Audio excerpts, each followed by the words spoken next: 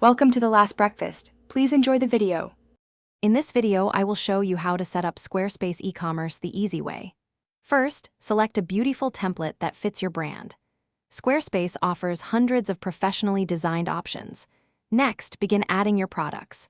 You'll want to include clear descriptions, high-quality images, and accurate pricing for each item. Finally, we'll configure essential shipping and tax settings to ensure smooth transactions from day one. This foundational setup takes only a few simple steps. Now, let's dive deeper into managing your products and refining your store's look. It's crucial to organize your items into clear categories. This helps customers find exactly what they need quickly. Take time to customize your store's design, adjusting colors, fonts, and layouts to perfectly reflect your brand. Remember, excellent product images are vital.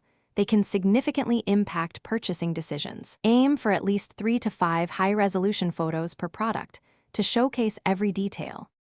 Next, we'll tackle the critical aspects of shipping, taxes, and payments.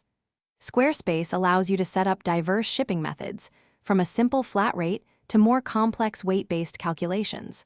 For secure transactions, integrate trusted payment processors such as Stripe or PayPal. This gives your customers confidence. Don't forget to accurately configure your sales tax rules, ensuring compliance with local regulations. These steps are essential for a fully functional and compliant online store. Finally, it's time to prepare for launch.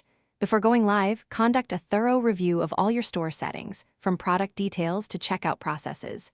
Connecting a custom domain, like your brand.com, adds a professional touch and builds trust with your customers. Once launched, leverage Squarespace's integrated marketing tools, such as email campaigns and social media links, to start promoting your new online shop. You're now ready to welcome your first customers. Thanks for watching. If this was helpful, leave a like and consider subscribing. See you next time.